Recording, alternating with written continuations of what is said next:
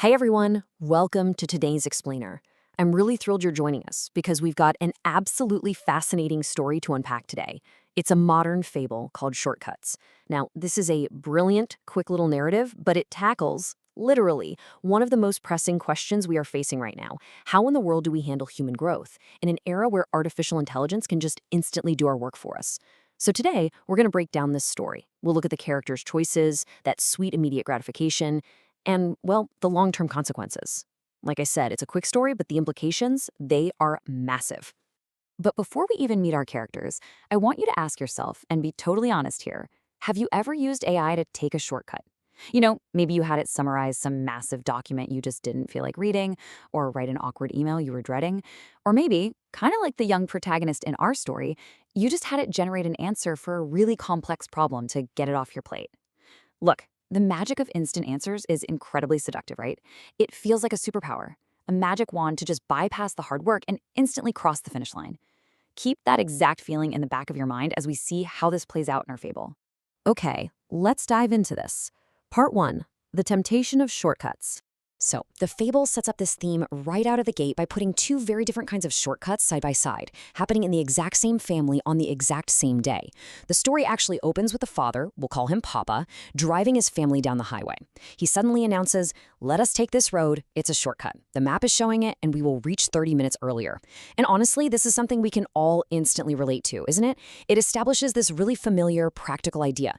When you're trying to get from point A to point B, finding a way to shave off 30 minutes is just a universal win. It's efficient, it's clever, and boom, you're at your destination faster. But what's really fascinating here is the parallel the story immediately draws. Literally, right after Papa takes his physical shortcut on the road, his 13-year-old son, Seshu, announces a shortcut of his own. Seshu had been struggling with this tough math problem, but instead of, actually wrestling with the struggle, he just used AI. The AI solved the problem for him, and he simply copied the answer into his notebook. So we've got a physical shortcut, saving 30 minutes of driving, placed right next to a cognitive shortcut, outsourcing the mental struggle of a math problem straight to a machine. And how do you think Papa reacts to his son's cognitive shortcut?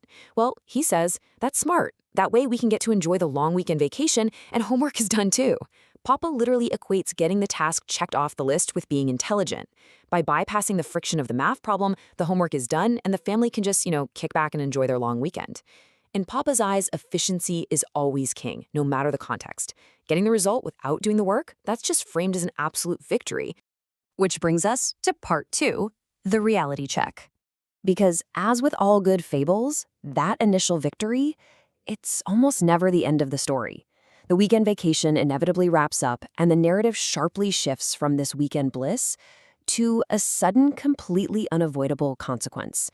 As we'll see, the lifespan of an unearned AI-generated victory is just painfully short. So let's look at the timeline.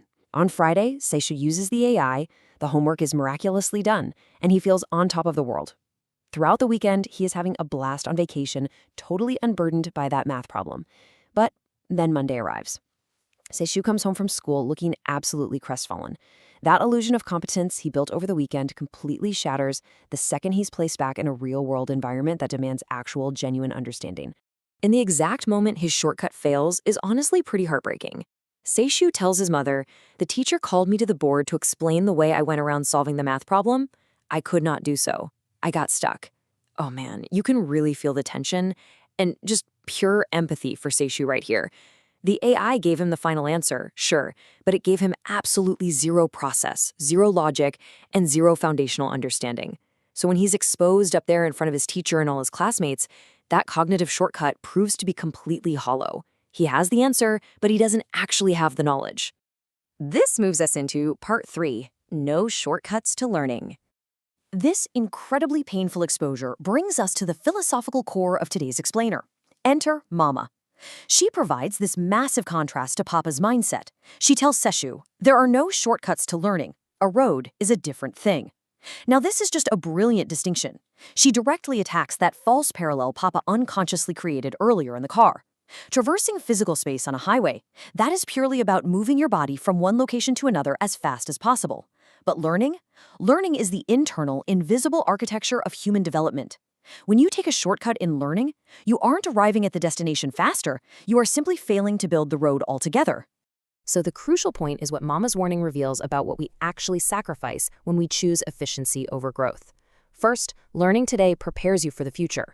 That struggle with the math problem wasn't really about getting the right number, it was about training his brain to solve more complex problems down the line. Second, your entire life depends on that foundational knowledge. And third, if you rely on shortcuts, sooner or later you're going to get fixed. And by fixed, she means the real world will eventually test your actual capability, and that facade is going to crumble, exactly like it did at the chalkboard. You're sacrificing real growth for the mere appearance of getting something done. I actually want to pause for a second here and connect Senshu's fictional math problem directly to you.